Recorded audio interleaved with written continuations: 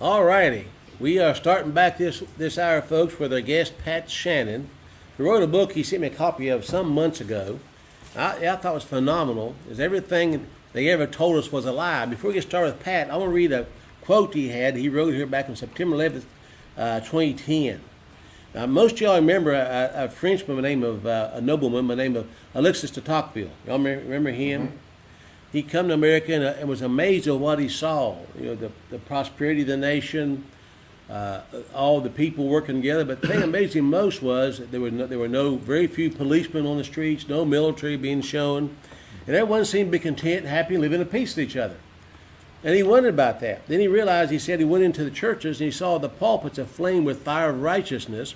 He knew that the nation was prospering and good because America was good. They were trying to serve God. And he said this, America is great because America is good. When America ceased to be good, she will cease to be great. A guy named Will Durant wrote in the article Caesar and Christ, he wrote this, now pay attention. A great civilization is not conquered from without until it has been destroyed itself within. Mm.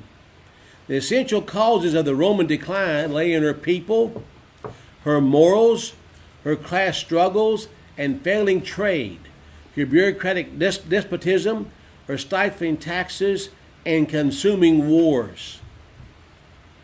Does that fit America today? It's all done. Mm-hmm. Every empire in America has become an empire. Our founding fathers warned against that. They were dead set against standing armies. They knew what would lead to. America has become another empire. Rome, Greece, and many other nations have fell for Babylon. All of them fell for the same idea of conquering the world and being a head honcho, I guess you could say. And every empire in history is coming to a horrible end. America is no exception. Now, Pat Shannan, before we get into the interview, tell folks a little bit about yourself. Well, I was born a Yankee and raised a Confederate. Fortunately, I escaped Chicago when I was 4 years old, so I don't have that funny accent. Good for you. Oh, you're lucky. And of course, also, with that blessing of historical discovery, I learned the real truths about America, and I've always been very interested in history. I was 23, and certainly not an investigative reporter, but November the 22nd, 1963 was the one that got my attention when they all wanted, the world, or the media wanted us to believe that a single lone nut broke through all kinds of police and constabulary and everything else and shot and killed John F. Kennedy. Unfortunately, we didn't have any alternative media at that time. We had to accept what we were seeing on the evening news and the newspapers. And I never did really quite believe that Oswald could have done everything they claimed, but I was merely a skeptic. I really wasn't an investigator until 1966. There was a book that came along called The Second Oswald, and it was written not by an investigator or a cop or even a politician. It was written by a college professor in San Diego State by the name of Richard Hopkins, and he got my attention, not with so many answers, but with so many great questions. And this is when I became an amateur sleuth. For instance, how can a guy that drops out of high school at 17 years old in New Orleans, of all places, one of the most distinguishable accents in America, and he joins the Marines and he allegedly goes to language school for 6 weeks in Japan, and he comes out speaking Russian so fluently that when he meets his future bride Marina in Russia later, she thinks he's a native. There's something very wrong with that story. Then also Popkin pointed out that in 1961, a guy identifying himself as Lee Harvey Oswald was shopping for a new car in Dallas, and he was speeding up and down Stemmons Freeway there, drawing attention to himself as he talks to the salesman, saying, my name's Lee Harvey Oswald, I'm going to be coming into some real money here pretty soon, and I'm going to come back and buy this car for you, blah, blah, blah. Well, we got a big problem with that. In 1961, since 59, and until the Thanksgiving of 62, Lee Harvey Oswald was in Russia. So this is what's on my later book on that subject, pointing out that not only do we now have pictures of both Lee and Harvey, and they certainly were two different people, but we even have pictures of their mothers. The Marguerite that you and I saw on the news in 1963 was the mother of Harvey, who spoke fluent Russian and who went to Russia. But Lee was the one that was born October the 18th, 1939 in New Orleans, and he was the one that was actually helping lead Harvey around by the nose and setting him up as a patsy. But once again, that's only touched on in everything they ever told me was a lie. I did a whole book on it later when we learned so many more details. But this is what stoked my interest. And as I say, I became an amateur sleuth until February 1983, and a few months later, but the attack on Gordon Call in North Dakota and the legalized murder, I call it, and right now his son and a friend have both been locked up for 35 years, and they didn't shoot anybody. But this was so outrageous, and I was beginning to catch on by that time with so many other outrageous things that had been going on and covered up behind the scenes. For instance, if we really had investigative reporters in this country, in the mainstream media, then certainly back on May the 15th, 1972, when George Wallace was campaigning up there in Washington, D.C. and Maryland, and a fellow by the name of Arthur Bremer is carrying a Model 36 Smith & Wesson, a little snub-nosed revolver, I call it the little Dick Tracy gun, and he managed to, it's a 5-shot 38 revolver, and he managed to shoot 7 times with it. It's an amazing gun, isn't it? And what happened was, I mean, all one has to do is pick up the New York Times on May the 16th of 72 and look at the results there. Wallace was hit 4 times in the trunk area. A Secret Service agent was shot through the throat. A female campaign worker was shot in the leg, in the calf, and Wallace's Alabama police captain bodyguard, who traveled with him everywhere, was shot in the abdomen.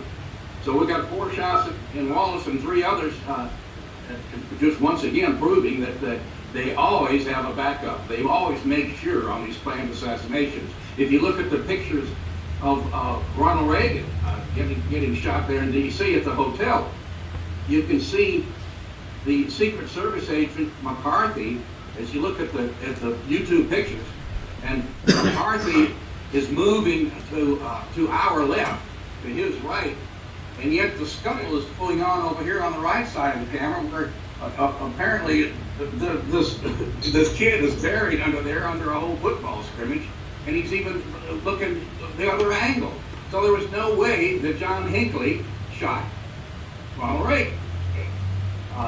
The interesting thing becomes later that John Hinckley Jr., who's still in the lockup, his father was Jack Hinckley, who was in the oil business with George Bush, who was standing in the wings waiting to inherit the presidency. I mean, if we're going to have any kind of investigation at all, that's the first place the FBI would go. But that was back in the days when we thought the FBI was on the side of the people. A lot of that has been exposed in the past year, and they really are cover-up artists. I've known this since 1995. I mean, I've had evidence of this. I've suspected it a long time, but I covered for American Free Press and also for the People's Radio Network, Chuck Harder down in Florida, you may remember. I was his investigative reporter back in the mid-90s, and he sent me to Oklahoma City 6 different times. Had 6 different trips out there. I made a lot of contacts, but the most important one I made was with Brigadier General Ben Parton, who was retired from the Air Force, and he actually had been an instructor in demolition at one of the war colleges. And he is doing no more than sitting in his living room the following week at the end of April of '95, and he's reading U.S. News and Time, and all the pictures, of course, are in there. And he says to his wife, "Baloney, there was no handful bomb that did this."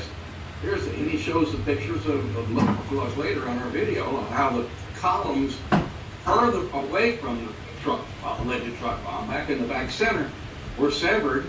This shows charges being wrapped around, and there was far more damage in the rear center of the Murrah building than there was out front where a truck supposedly was. There was some kind of explosion out front, a diversionary attack, but the building was decimated with the bombs on the inside. And of course, he was never called to trial. The big kangaroo trial they had for McVeigh, they unconstitutionally moved it out of Oklahoma to Denver. These sorts of things have been going on all the time. We'll come to find out now. Terry Nichols tells us that Tim McVeigh's handler was, can't call his name offhand, but the same FBI agent who was in charge of Ruby Ridge when they attacked the family out there and killed a 13-year-old boy and his dog, and then later his mother. So this guy was Tim McVeigh's handler. It comes from the mouth of none less than Terry Nichols. So these sorts of things have recovered up now with the Comey case and the FBI and Mueller. It's just coming. It's coming to the surface that we're finally being able to see some of the truth, thanks to email, the internet, of course, and YouTube, because so many of these things that we could talk about before could never be shown in evidence to American people as it's being shown now. So we're seeing a lot of stuff that was previously unbelievable to the scoffers, that what they're beginning to see. As far as everything they ever told me was a lie, I covered I don't know, a dozen or more different cases in there. Is any particular one that you're interested Well, yeah, in? I read the book, and it was really enthralling to read that book and understand a lot of these things I knew about, but you put in much more detail. And some of the headings, some of the titles is the forgotten history of money. We may touch that in a minute. The moon landing hoax, Franklin Roosevelt and Social Security, and Face It America. 9/11 was the inside job, and there's a lot more there besides that that we can talk about. A second look at Honest Abe. I mean, talk about a tyrant of his time he was. But let's do something maybe seems a little more simple as quickly as possible. The forgotten history of money. We haven't had money in this nation at least since 1964, when the silver was taken out of the dollar. But long before that, the Federal Reserve, which is unconstitutional, privately held bank that run this nation, started printing fiat currency to make things prosper through credit. But tell us about that very quickly on the forgotten history of money. Tell us how we got where we are financially.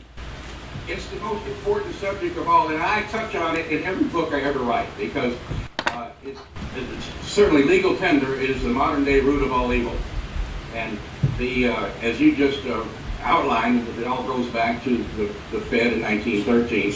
When that was started in 1914, the first bank opened, the Federal Reserve told the first big lie to the American people, your grandparents and mine, that there would always be 100% backing of gold and silver in the Fed on any currency they ever issued. Well, that was a lie from the beginning, because there never was more than 40% there to cover. But the banksters have long since learned that only about 10% of the people ever come after their money anyway. So they could, the banker, he needs a new car, he just creates a little more paper and goes and buys himself a new car. And of course, it's a computer credit now, and nobody knows the difference, because 90% of the stuff is never called for. And of course, none of it can be called for today, and I'm coming to that. I remember, and I carry with me in my wallet the 1928 Federal Reserve note, as well as the 1934 and the 1950, which shows the redeemability clause on each. And if you look at these sometime, you'll see that the 1928 redeemability clause in the upper left-hand corner says, "This note is legal tender for all debts, public and private, and is redeemable." There you go. Money. Yep. Any Federal Reserve Bank for the United States Treasury. I've said that so many times in the last 50 years, I don't have to read it anymore. But redeemable in lawful money, it says.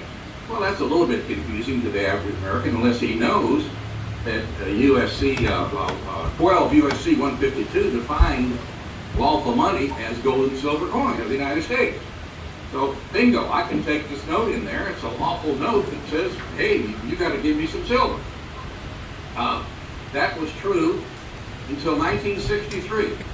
Coincidentally, of which I don't believe, the same week of the Kennedy assassination, when He was buried on Monday the 25th of November, and the same week, when all of the mourning is buried behind the pages, way in the back page of the front section, they announced that the first 1963 edition of Federal Reserve notes is being sprung on the people, and they're not redeemable today, as you well know. It says this note is legal tender for all debts public and private. They didn't even put a period at the end. They were saving ink.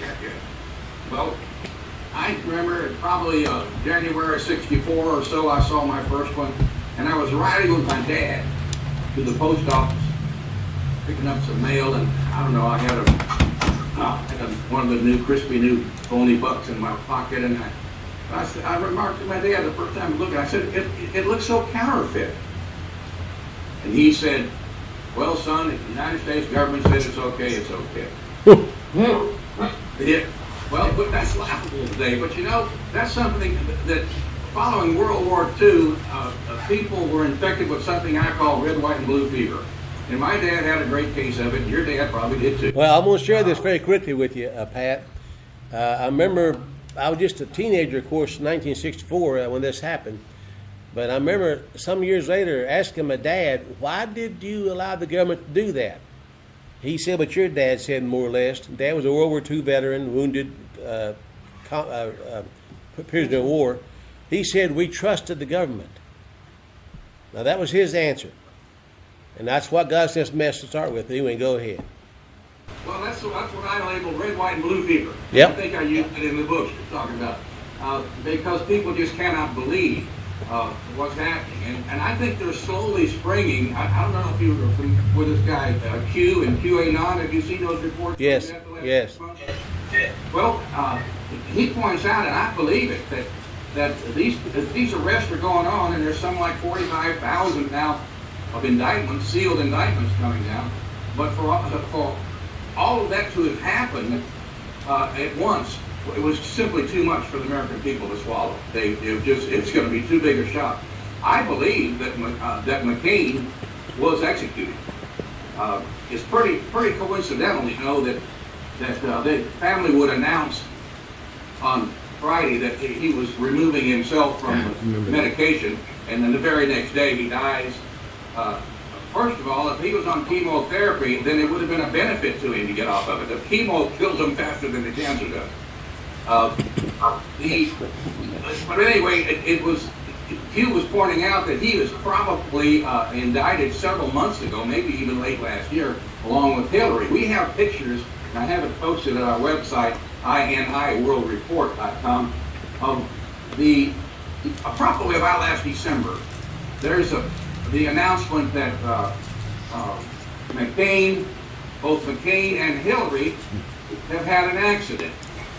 And they each is wearing a boot, cast on his right leg. We got the pictures there of both of them, and then suddenly, a week or two later, there's a picture of McCain and his wife, and he's got the boot on the left leg. Did he really have an injury to both legs, or maybe is he hiding something under that, like a monitor that keeps him in his house because he's already been indicted and charged? Well, a reporter said something the other day, I read it, and I can't remember who said it, but his comment was when McCain was killed. Now, that's the reporter said that, when McCain was killed, and went on from there. He said it right up front. John Casey. Okay, that's it, yes. Yeah, when he was killed. Yeah, and he said something like it's only been 24 hours since McCain was executed. Right. So anyway, these things are all coming home now.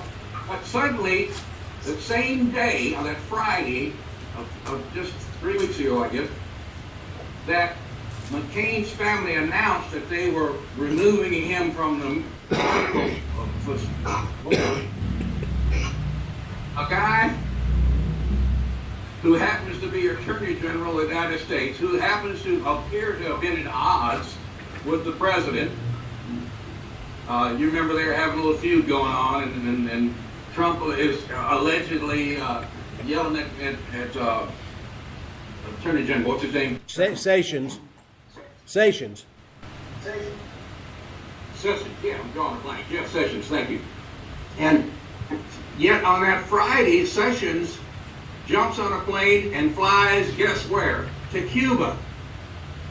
And the very next day on Saturday, one of the South Carolina brigades of Army deploys 100 or 200 some odd military police to Gitmo. Does that mean we've already got a bunch of them in jail down there? It smells like it to me. That the timing was, once again, more than coincidental. So many things are coming to a head now, Butch. It's just phenomenal. And Trump catches a lot of flack for, keeping Sessions around and Sessions not doing his job. But on the other hand, if they do have to keep it a secret, if Sessions really is on Trump's team, and it appears to be, maybe they are getting some stuff done. If he's not on Trump's team, why in the world would he be going to Gitmo? Good question. I know that during the campaign, Hillary said to the effect that if Bush or if Trump's elected, she'll be going to jail. Now, I'm surprised she's not already there, but she isn't, obviously. But going back into the money situation, I didn't get finished with that. yeah. Okay, now, so in November of '63, they brought out the first counterfeit notes that were not redeemable in anything. And of course, very, very unconstitutional. Article 1, Section 10 says no state shall make anything but gold and silver coin attended in payment of debts. Well, what part of anything do you not understand, America? But Americans had been, as you said, programmed to trust the government, and from 1963 to 1968, they began to confiscate the lawful notes, the ones that were redeemable, because there were, of course, millions in circulation. And as I say, I carry one in my wallet today just for that Shannon's 10-minute coffee shop conference seminar sometime. But from 63 to 68, then they slowly removed these from circulation. And on June 24th, 1968, was the last day that you could redeem a lawful Federal Reserve note. That was for your gold and silver. Then the bank window slammed shut, and from that moment on, every counterfeit, every so-called Federal Reserve note, which of course is not a note because it's not redeemable in anything, but everything that has been issued for the last 50 years has been 100% inflationary. Now, with that in mind, tell me, and I wrote to President Reagan in 1983, of course I didn't get an answer, but I asked him, I said, Mr. President, how can we fund the government with paper that you get to print all you want? What do you need my money for? You get to print all you want anyhow. Of course I got no answer to that. But if people will stop to think, since 1968, how have we funded the government? We haven't funded the government. Your income taxes don't fund anything. That's right. Because it's worth no more to them than a handful of sand to a beachcomber. They got all they want. And of course, they have to keep the American people dumbed down into believing that it's necessary for us to fund government so they can slow down the wheels of hyperinflation by removing from circulation as much as they can. Of course, they haven't been able to keep up with it, and that's obvious. And Obama doubled it in 8 years, from 10 trillion to 20 trillion. And of course, that's all we know about. That's only the reported part. We don't really know how much is out there. But I get that lesson every time I listen to one of these gold and silver hawkers on the internet or YouTube talk about the real value of an ounce of silver might be 100 times the $15 that we're getting now. We don't know, he says, what it's valued at, because we don't know how much paper and credit is out there. We haven't been told. Once the dollar collapses and it's 99% gone, let's not forget, but once it reaches total no value, then the system will have to reset, and that could be very soon. But the system will have to reset, and we don't know what the new measurement will be. The rumors have it we might have another gold-backed dollar. But by the way, I don't believe in gold and silver-backed currency. It might sound shocking today. I understand. What I do believe in is what the Constitution says. That's right. Currency was invented by bankers. the Constitution says no state shall make anything but gold and silver coin. There you go. Standard of that. So currency was invented by the banksters, and that's what they were able to inflate. But for 125 years in this nation, until 1914, we had less than 1% inflation. It did not exist. So I tell kids today, or kids, I mean, they're grown adults now, but a generation younger than I said, you guys just don't understand what you pay, that dollar, $1.50 you pay for a Coca-Cola, I paid a nickel for. There you go. Yeah. And of course, you guys are old enough to remember that, but they can't fathom that. And of course, the silver dime, took 2 silver dimes to buy a gallon of gasoline. Well, that's because they were silver dimes. They weren't the slugs that we have today. So the whole system has been corrupted, but its tool, its most valuable tool for corruption has been the legal tender, the counterfeit money. So since 68, we've had no lawful money. Everything is just inflated horribly. But when that reset comes, I don't know what gold and silver will be measured in. But instead of $15 an ounce, nobody doubts it's going to be 300 or 400 or 500. But as I say, one guy said it might even be 1,500. We just don't know. But it will attain and retain its real value when that happens. So I urge people, get you some cryptocurrency. It's a good, valuable one. It's probably going to be very spendable. Be careful you don't get ripped off. And also, get you some silver dimes and quarters, because you might find yourself buying a loaf of bread with that silver dime. There you go. And let's touch briefly on Roosevelt and Social Security and what that has done. I didn't understand. I said, let's touch briefly on Roosevelt and Social Security. Of course, he stacked the Supreme Court. He elected 32, and he went in on March of 33, and the very first thing he did was confiscate the gold. He had no right to do that. The gold and the silver were the money. And my friend Bruce McCarthy used to say, talking about wanting to back the money with gold. What do you mean you're going to back gold with gold? Gold is the money. Silver is the money. Anyway, so this is what happened in 34 or 33 when Roosevelt taught your grandfather and mine how to turn it in. I don't know if my grandfather was dumb enough to fall for it, but a lot of Americans were, and they turned in their gold. And the gold that was valued at $20 an ounce suddenly went to $35 an ounce.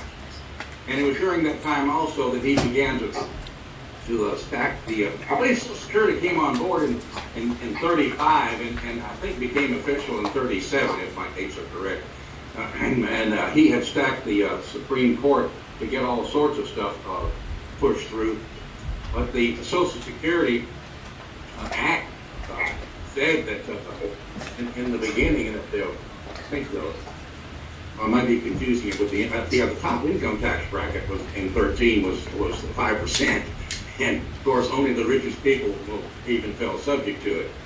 And the people knew, and the government knew in that generation, that wages were not income, that you were trading an equal amount of talent or labor for an equal amount of pay. With the Social Security, though, everything has been reversed on it, on what it was first set down to do. And even today, you hear the noise, there's fear mongers in Congress say that, Social Security is going broke.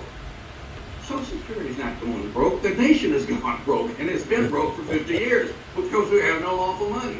So Lyndon Johnson, I think, was accused of moving some money out of the Social Security accounts, but you can bet your house, which you don't have a Social Security account. It's all created every month and sent out and checked, and thereby diluting the milk a little bit more every month. But there's no account up there with a certain amount of money of yours in it. That's not existent, and I think it's ridiculous for Americans to even imagine that.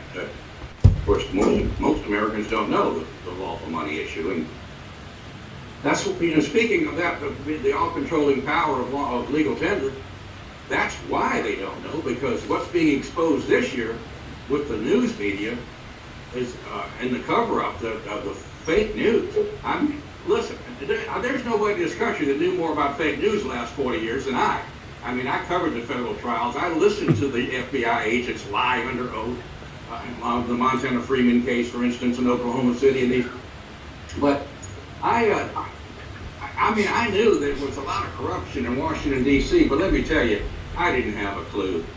I knew Kathy O'Brien. I spent the night at the house with her and Mark, and I had gotten a great interview. I still have reams of papers and stuff that Kathy and you know who I'm talking about, Kathy O'Brien? Oh yeah, I met her. Marcia and I had dinner with her and her husband some years ago in Nashville, Tennessee. First to come forward, blowing the whistle on MK and Yeah. showing what a victim she had been. And By the way, where is she now? I haven't talked to her for years. Where is she now? you broke up. I said, where is she now? Where is Kathy? Where is Kathy? Mark died, okay. Mark passed away a few, less than a year ago. Seems like it was last fall about this time. And Kathy is still in Alabama. I have not been in touch with her. But as I say, she had the first horror story. And because she was one of the first to come forward, it's very, very hard to believe. I believed her. And I wrote a little bit about it. But she was born in 1957. And in 1965, as an 8-year-old, her father sold her literally into slavery. Yep.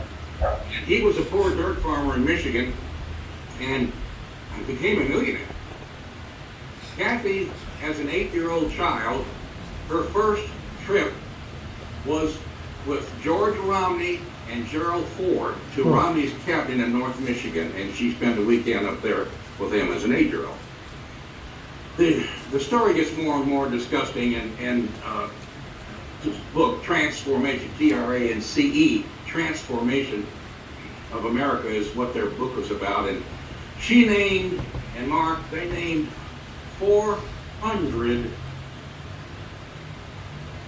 pieces of what do we call it, co-conspirators, 400 individuals, some very prominent, like Lamar Alexander, the governor of Tennessee at that time. Hillary Clinton and her lesbianism. How about Robert C. Byrd? And what? Robert C. Byrd, one of her handlers. Yeah. Robert Byrd, our ex-senator.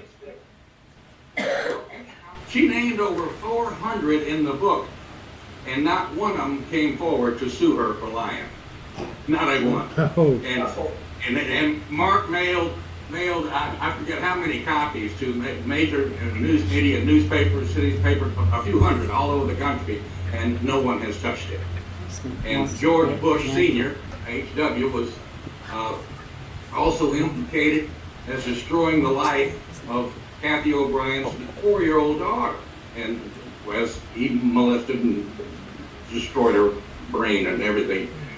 She's 30-something now, but will never be mentally right.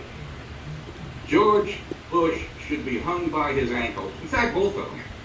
Naked, upside down, and made dartboards, I think would be proper. Let them survive for several hours of torture before the Lord takes them. The devil takes them home. Well, now, did Mark die of natural causes, you think? Did Mark die of natural causes? That's all right. Did Mark die of natural causes? Did he die of natural causes? Oh, I'll get it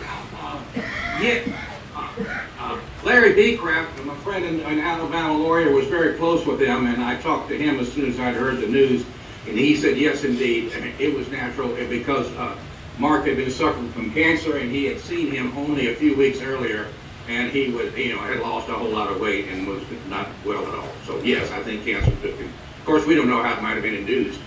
True. I have my doubts about my good friend Tucker Saucy. March the 16th, 2007, he passed away in Nashville of alleged natural causes. But he had a lady friend up there who he's supposed to have a dinner date with on Thursday night, and he And he was alive on Thursday night because he and I had emailed that day. I was down in Florida.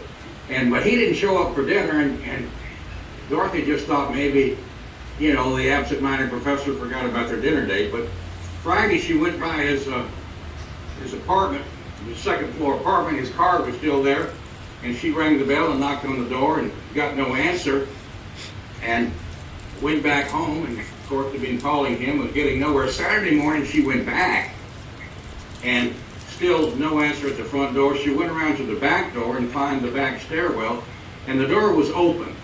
And when she told me it was open, I neglected to ask her, did she mean unlocked or wide open? I don't know. I failed to ask her that. But nevertheless, she went in to the kitchen back door there and back to the bedroom, and there was Tupper slumped back in his chair in front of his computer, and he was cold. He had been dead probably 24 hours or more. And so, of course, she called 911, and they came by, and she told the detectives her story, and he was taken away, of course, to the morgue, and there was no autopsy performed. Now, most states, I presume Tennessee as well, whenever you die without the care of a physician, an autopsy is the law. They must determine the cause of death. Tupper never had one. And knowing what we know now, how they're starting these fires out in California, burning these homes from the inside out with the microwaves or whatever it is they're doing, something is very weird. We know now that the World Trade Center was melted down. It wasn't blown down because of the videos. Once again, thanks to YouTube and the videos, we're able to see the evidence of how this disintegrating, whatever it is, machine is they're able to use. So, back 10 years ago, did they have it? Probably so. Were they able to maybe zap through the kitchen window or the bedroom window and hit Tupper and make it look like he died of natural causes? I know this. Only two agencies that I know of so far that can prevail upon a local medical examiner not to perform an autopsy is FBI and CIA. And I suspect this is probably what happened, but when I tell people that they're part of the family and stuff, oh, Shannan, he's just a fear monger. I mean, he's just one of them conspiracy theorists. Well, I've always been very careful to write, as I did here and others. I write about conspiracy facts, as you have just read, and the theories I point out sometimes. This apparently is a conspiracy theory, but here are the facts. So anyway, I got nowhere with my suspicions about Tupper's death. But he was 70. He was in good health. He was walking. He was 4 years older than I, and he could outwalk me. He was in good health. He also was a natural food guy. He wasn't a vegetarian, but he ate very, very carefully, and he avoided the chips and other stuff that are not good for you. So I was very suspect at the beginning that he died of natural causes. I think they got to him.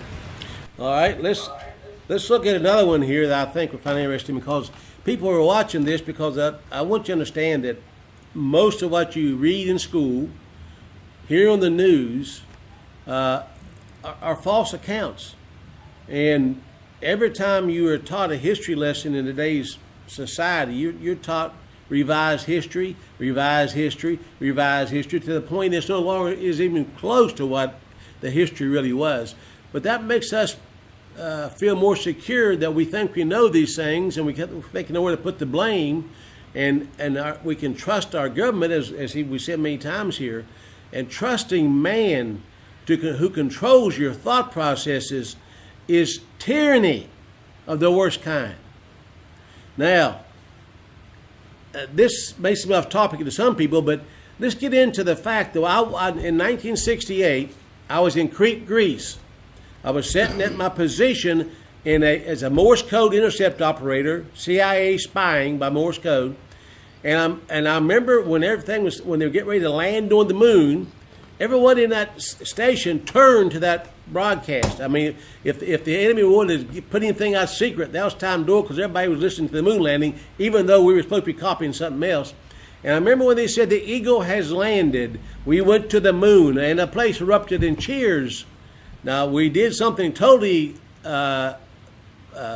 we disobeyed orders. We left our assigned positions to go listen to that. But everyone cheered, including the captain that head the flight, and said, everyone applauded. We thought we went to the moon. Pat, what happened there? Well, when I wrote this 10 years ago, we didn't have the benefit, or very many, I should say, YouTubes that we have now.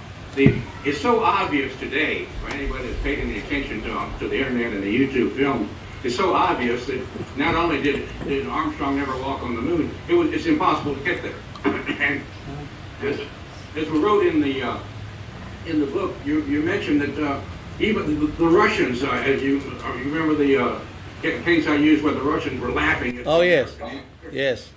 For believing such trash. But the Van Allen belt, of course, is something that would have made it impossible because of the radiation it emits. There was an Iowa University professor by the name of Van Allen, Dr. Van Allen, discovered this in the late 50s, 1958, I believe.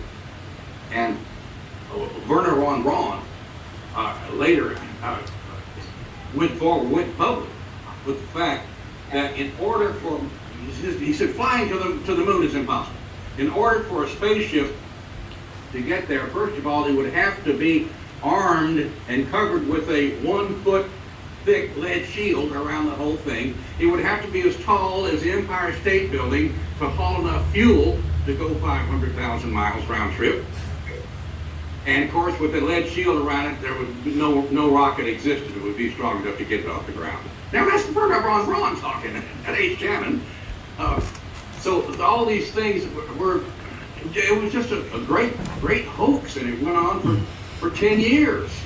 And I don't know how they got Kennedy to say what he said back in '61 about putting a man on the moon by the end of the decade. I know he didn't do enough research to believe that himself.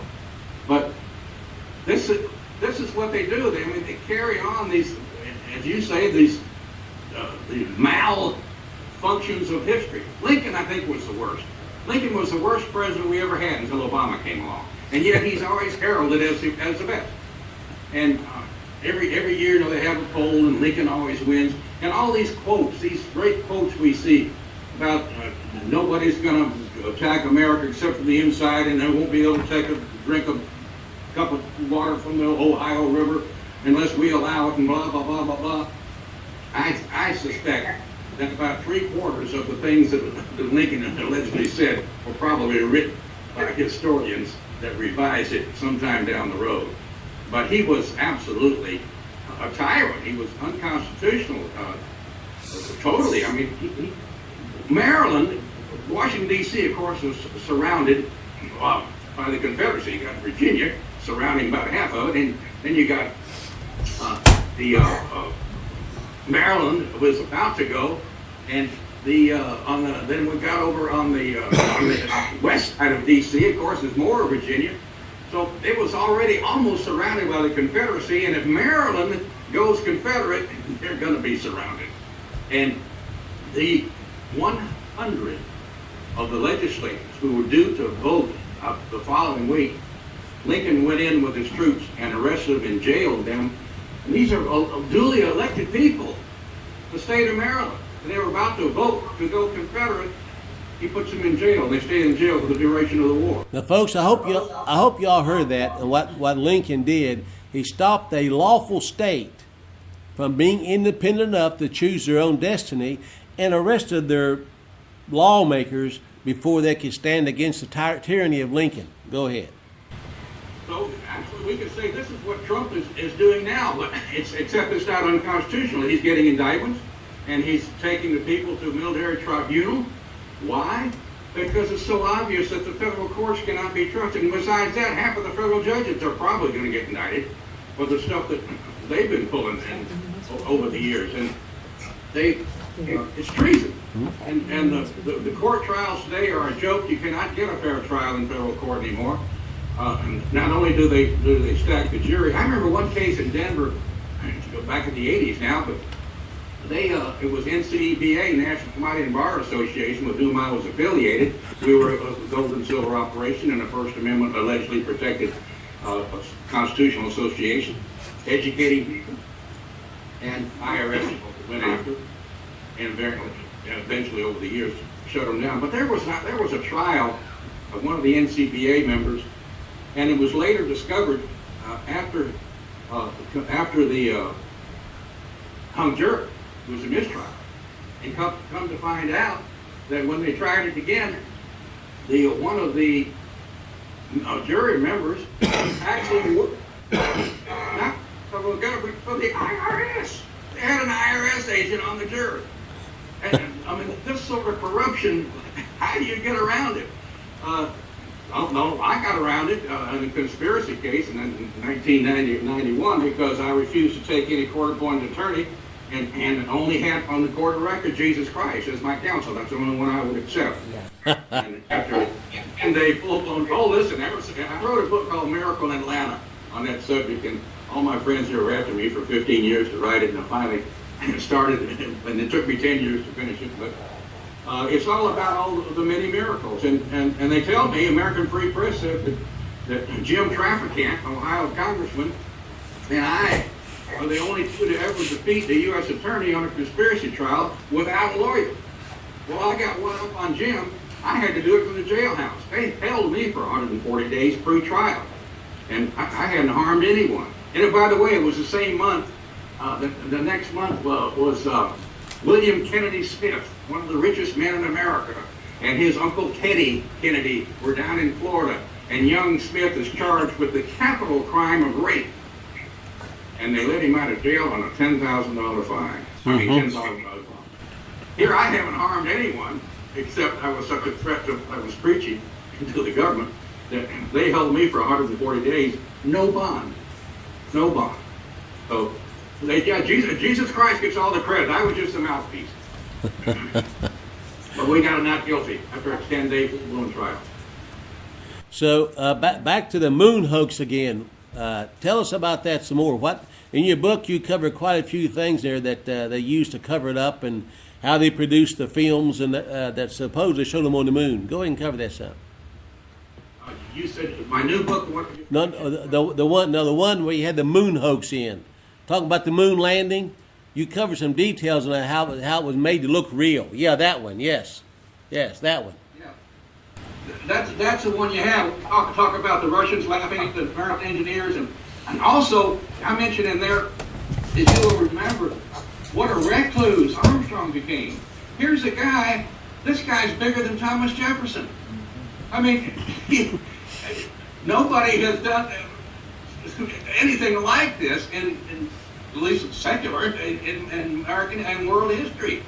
And as I said in the book, since Christ walked on the water, this guy, he's so much bigger than Lindbergh. All Lindbergh did was fly across the ocean, and he was a hero the rest of his life. Here's the guy Armstrong, who I believe, until he died just a couple of years ago, he was very, very ashamed of what he was being forced to do. And you can see the videos of him and the other two, Aldrin and Collins, being interviewed. They don't look like they're jubilant about having gone to the moon and back. They look like they're being coerced into talking about these things. But Armstrong never spoke anywhere. He was total recluse. Something was very, very wrong with that picture. Now, people challenge me on this because they say, well, how could such a conspiracy be pulled off on the American people? Certainly somebody would blow a whistle. Well, if you have, like Bill Casey. But here's how they do it. And here's how they even terrify the Armstrongs and the Buzz Aldrins of the world to going to their graves without talking, without leaving a sworn affidavit. And here's how it's done. I learned it in the Oklahoma City deal. And my friend Hoppy Heidelberg, he was the grand juror. You might remember him. He was the grand juror that the federal judge kicked off because Hoppy was trying to do his job. And they didn't want any real investigation. So they kicked him off the grand jury, and they came out and Stoltz took his notes back that he had taken in the grand jury room. They sent a lawyer out to see him, and the lawyer called him on the phone, and Hoppy shared all this with me personally, man to man. He said this happened in October of 95, and by before Christmas he got a call from a Oklahoma City lawyer. He told me who it was, but he asked me not to print his name, and I didn't. But the lawyer said, I need to come see you and about your grand jury duty. Hoppy says, sure, come on out. He had a ranch about half an hour outside Oklahoma City. And the lawyer came on out. Hoppy opened the door and said, come on in. And the lawyer says, no, the place may be bugged. Come on out here with me. Let's talk out in the yard. Okay. And he went on to say that he had a visit, the lawyer had a visit in his office downtown from a couple of federal agents. He didn't say FBI, but probably. And he said, they asked me to pass a message on to you. Hoppy says, what's the message? He said, if you don't sue, they'll let you live. Now, that was in 95. He told me about it after Christmas when I was out there. Hoppy and I became very close friends. In fact, I had an open invitation to sleep in his guest room whenever I went back to Oklahoma City, and of course, keeping my overhead down. So I was the only reporter he would trust. I valued that very much, but he knew he couldn't trust the mainstream media. But he shared a lot of things with me, and one is the point I'm getting to. Charles Key was a state representative, you may remember, from the west side of Oklahoma City. There was a TV station owner up in northern Oklahoma who knew Charles's father and prevailed upon him to get a luncheon date with Charles, and he invited me to come along because I happened to be in town, and that would have been in June of 95. And I was doing Chuck Carter's radio reports for 15 or 30 minutes, and I had to leave and do that at 1 o'clock because it was 2 o'clock Eastern. And when I came back, the two were still sitting there having lunch, and we talked some more. And the idea was for him and me to convince Charles to get a grand jury established outside of the auspices of the FBI, one that would not be so controlled. Well, he managed to do that. He agreed to do that later. He didn't do it. He agreed that afternoon. But I told him, I said, Charles, if you go along with this, one or two things is going to happen. You're either going to become governor or you're going to lose your seat.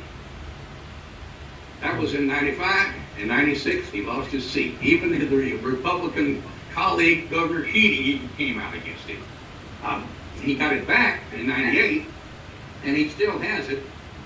Well, along about 98 or 99 or 2000, he and Hoppy are speaking about the Oklahoma City cover-up in a big Patriot meeting down in Dallas. And Charles came by and picked him up because the ranch was on the way to Dallas, so, you know, it was on the south side of Oklahoma City. And, well, and one of the things that Hoppy and I, we had a little bone to pick about Charles is that he began to talk about this busted sting operation. And that used to bug us because he and I and Hoppy and a lot of other people knew it was no busted sting operation that happened. The building was blown from the inside out, and we knew it. And General Ben Barton came out and proved it to all of us, the demolition expert. So they're riding down to Dallas, down the interstate there, and Hoppy says, by the way, Charles, these videos you're on and these radio interviews you do, how come you keep talking about this busted sting operation? You know dang well it wasn't any busted sting operation. Everything was intentional and was managed even by the FBI. Charles sheepishly said, Hoppy, they told me if I didn't back off, I'd start seeing my kids' pictures on the milk cartons. Yep. And big old tough cowboy Hoppy Heidelberg looked at me and he said, Pat, I believe I would have relented with that. And that's how they keep them quiet for longer than a lifetime, because they're leaving. And you value your kids and your grandkids more than you do your own life. You know that. And and we saw it happen to Ben. We saw it happen to Ben after 9/11. Which of course was September the 11th of 01, and by January or so of 02, Ben Barton is quoted in the New York Times as saying that I don't see any reason why the airplane fuel and the fires in the buildings would not have brought down the World Trade Center. I called Hoppy on the phone. I said, what is wrong with Ben? And he said, he's got grandkids, Pat. And here he was approaching 80 years old, and that's what I said. He's almost 80 years old. He don't have anything to lie about now. He's got grandkids, Pat. Yep. Boy, they're scum. They're scum. They are scum. They're nothing but scum. Anyone who threatens somebody's family is about as low in life as you can get. Did you hear what I said? Can you hear me? No, I beat that rap. I said these people are scum. They are the lowest lives on the earth. They're scum. I want to read something to you. I see we're running short of time here, but it's a very important fact when I talk about the corruption in the judiciary. It's been going on for a long time. It's become more obvious in recent years. On the Robert F. Kennedy murder, as you notice, I did a long chapter on that, and once again, conspiracy facts and how they framed Sirhan, etc. But even, not only did they get a lawyer who was already in trouble with the government, they got him as a court appointed for Sirhan, and he sold him out right down the road, as you probably read. But there is let me put on my bifocals here. There's a piece in there where not only, well, Sirhan tried to dump his lawyer, and the judge wouldn't let him because they had him controlled. But there's a investigative reporter by the name of Ted Chirac who did a video way back. I have the video on my shelf. But he pointed out that LAPD criminologist Dwayne Wolfer testified under oath that he had personally test-fired the weapon, an Ivor Johnson .22 revolver with the serial number, listen closely, H18602, and had found it to be the weapon and had fired the bullets that had been recovered from Kennedy's neck and several other victims. However, the serial number on Sirhan's Ivor Johnson weapon was not H18602, but H53725, and not one member of the defense team caught it. I asked 4 lawyers before I wrote that book. I said, here you got the serial number on your desk, you're defending an accused murderer, and they recite a serial number from the witness stand. What's the first thing you do? They all say, well, we compare it, of course. And that to me, that was just one more great example of how the whole judiciary was controlled, and they had to sell out Sirhan. And it took him 10 years to figure out that he'd been had. He didn't realize, he didn't remember anything from 10 o'clock that night till after the shooting. Yeah. But after 10 years later, he did. But it's one of those things that they can never resolve. They must not ever let him out. Just like Charles Manson. They had to let him die in prison. So anyway, I wanted to point that out to you. That's the sort of stuff that goes on behind the scenes, and this is why you cannot ever trust a lawyer. And I've said before, if you get accused of a crime that you're guilty of, get a lawyer. He's a good liar. But if you're not guilty, then get Jesus Christ and stand on your own and speak for yourself, and look at Matthew 10, 19, and 20, where he instructs you to do exactly that. Okay. Amen. Well, Pat, thank you so much for joining us today. We do appreciate it. We really do. Thank you so much. Good job. I'm sorry I couldn't hear you real well today. Well, that's all right, but thank you so much for joining us. We'll be in touch in the future, okay? Okay, great. God bless, buddy. I enjoyed rapping with you. All right, see you later. Okay. Good night, all. All right, folks, we're going to wrap it up now. You pretty much heard the way it is. Wow. What we have been told as a whole in this nation since I was a child and before are lies. Revised, rewritten histories and facts that we just don't know about. He mentioned the money he carried in the wallet of the silver certificate. Phil has seen the $100 bill I have from 1954. It says on this redeemable lawful money. And 100 silver dollars is worth some money today, isn't it? Yep. So if even $15 a piece, that's $1,500. That $100 was worth back in 1964. Think about it. We'll see you back here on the first Saturday in October, Lord willing. Bye-bye.